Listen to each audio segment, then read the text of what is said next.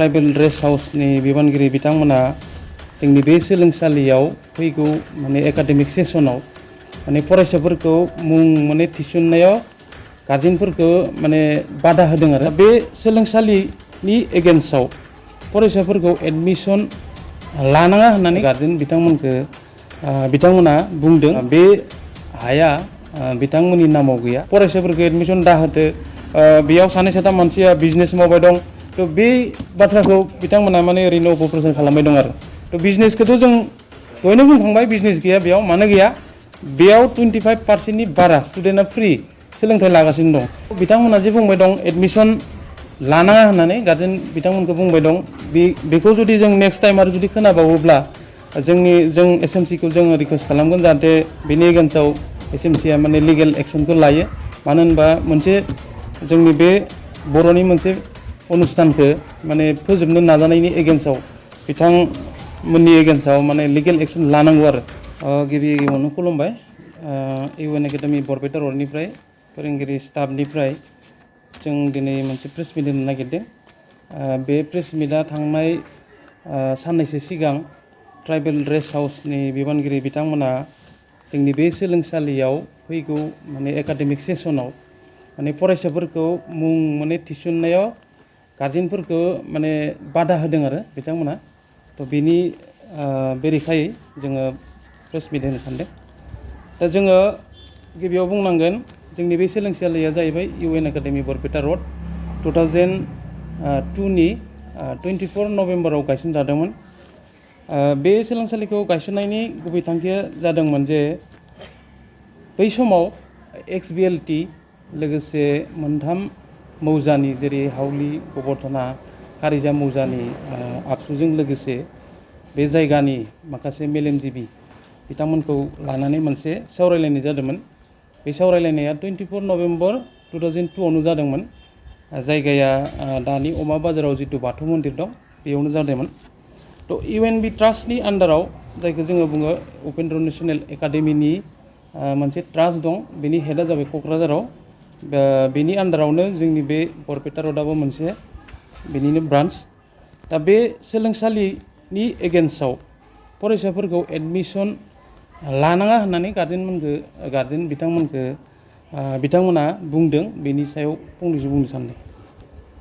दा बिथांमोननि उद्देश्यआ जाहैबाय जों मिथिनायाव जों जाय सोलोंसालिखौ बेयाव फसंनानै दा फरायसाफोरखौ जों फोरोंबाय दं, बे फोरोंनाय जायगाया बिथांमोननि होननानै बुंदों।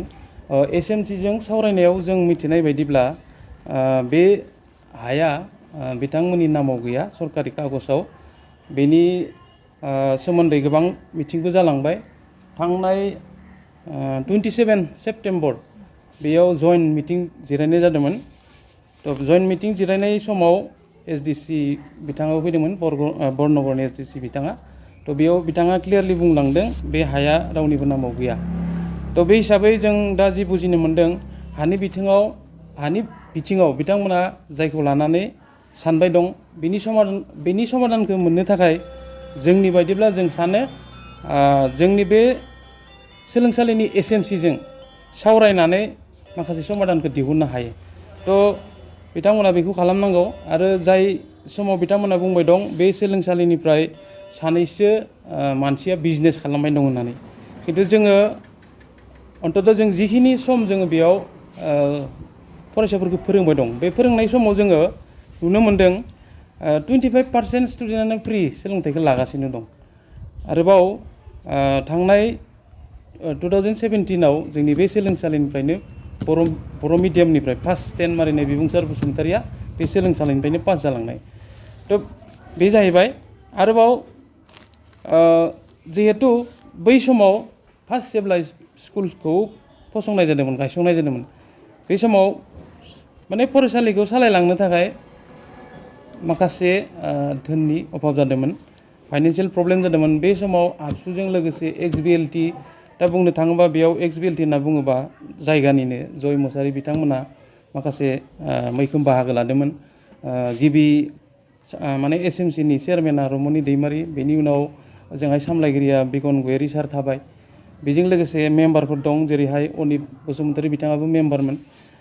बै समनि एसएमसि आरो दा गेजेराव बेबायदिनो सोलिबोगासिनो दं नाथाय जों नुनो मोनदों दा हाखौ लानानै जिखिनि प्रब्लेम जाबाय दं थ' बे प्रब्लेमखौ समाधान खालामनो थाखाय जोंनि बायदिब्ला जोंनि बे एसएमसिजों सावरायनानै बेखौ समाधान खालामनो हायो आरो खिन्थु बिनि सोलायै बिथांमोना जोंनि फरायसालियाव जे फरायसाफोरखौ एडमिसन लानाङा होननाया खिन्थु बेयो मोनसे अपराध जादों आरो मानो होनबा जोंनि बे सोलोंसालिखौ जों फोथायनो सानाखै जोङो बे सोलोंसालिखौ फोथांना लाखिगोन हाया जेनेबा बेयाव बिथांमोना बुंदो हानि बाथ्राया जुदा जाहैबाय आरो एसएमसिया बुंदो मा जोंनि सिगाङाव जे बे हाखौ जिहेतु बे हायाव रावनिबो नाम गैया थ' बेखौ माने जेरैहाय सुबिदा बायदि खामानिखौ मावनो हायो बे सिस्टेमाव लांनो नाजादों आरो बिथांमोना थांनाय जितु 27 सेप्तेम्बराव जइन्ट मिटिं जादोंमोन दा बे मिटिं जानाय समाव बिथांमोनाबो दंमोन साहित्यनिबो दंमोन आबसुनिबो दंमोन जोंनि सोलोंसालिनि एसएमसिबो दंमोन फोरोंगिरि स्टाफाबो दंमोन बेयाव माने क्लियारलि बुंलांदों एसडिसि बिथाङा बरनगरनि जे बे हाया रावनिबो माने नामाव गैया आरो दा माबायदि समाधान खालामजानायखौ लुगैयो नोंथांमोना जोंनि बायदिब्ला नाम्बार 1आव जाहैबाय समाधाना स्कुलाथ' थाखानांगोनानो फोथायनो हाया स्कुलखौ आरो एसएमसिजों बिथांमोना मोजाङै सावरायनांगौ खिन्थु माने नांलाय खमलायजों नङा आरो एसएमसिजों मोजां सावरायलायनांगौ थ' सावरायनायनि गेजेरजों समाधान जायो नाथाय एसएमसिजों सावरायाबालानो बिथांमोना जे एक्सट्रायै मिटिं खालामनानै फरायसाफोरखौ एडमिसन दाहोदो बेयाव सानै साथाम मानसिया बिजनेस मावबाय दं थ' बे बाथ्राखौ बिथांमोना माने ओरैनो अप'प्रेसन खालामबाय दं आरो थ' बिजनेसखौथ' जों दहायनो बुंखांबाय बिजनेस गैया बेयाव मानो गैया बेयाव 25%नि बारा स्टुडेन्टआ फ्रि सोलोंथाइ लागासिनो दं बेनि उदाहरनखौ बेनि एग्जाम्पलखौ जों गोबां होनो हायो गोबां फरायसाफोरा बारग'लांबाय बिथांमोना हस्टेलनि फिस होलाङा टिउसन फिस होलाङा जोङो जोंनि बर'नि फरायसा हिसाबै मोजां माने क्वालिटि इडुकेसन लाहैदो होननानै रायजोनि अनुस्थान नालाय बेखौ जोङो बिदिहाय माने माबा लायाखै आरो जा फाइन लानाय माबा लानाय जर जबस्थि जों फिस कालेक्सन खालामनाय बिदिखौ जों खालामाखै आरो जिहेतु रायजोनि अनुस्थान नालाय रायजो राजाफोरनिसिम मा क्लियारलि मेसेज हरनो सानदों क्लियार मेसेजआ बेनो बे सोलोंसालिया थागोन इन फिउचार थाबाय थागोन एडमिसनखौ लानो हागोन खुनु प्रब्लेम गैया बेखौनो खावलायगोन आरो किसुमान गार्जेना दा हयथ' साननो हागौ रायजोफोरा साननो हागौ जाय बिथांमोना देग्लाय माने फैगौ सेसननि थाखाय फरायसाफोरखौ गावनि फरायसाफोरखौ गावनि गथ' गथायखौ बेयाव एडमिसन होनो सानदों बिथांमोना एडमिसन होनो हागोन जेबो प्रब्लेम गैया आरो बिथांमोना जे बुंबाय दं एडमिसन लानाङा होननानै गार्जेन बिथांमोनखौ बुंबाय दं बेखौ जुदि जों नेक्स्ट टाइम आरो जुदि खोनाबावोब्ला जों एसएमसिखौ जोङो रिकुवेस्ट खालामगोन जाहाथे बेनि एगेन्स्टआव एसएमसिया माने लिगेल एक्सनखौ लायो मानो होनबा मोनसे जोंनि बे बर'नि मोनसे अनुस्थानखौ माने फोजोबनो नाजानायनि एगेन्स्टआव बिथांमोननि एगेन्स्टआव माने लिगेल एक्सन लानांगौ आरो जों बेखौनो आसा खालामो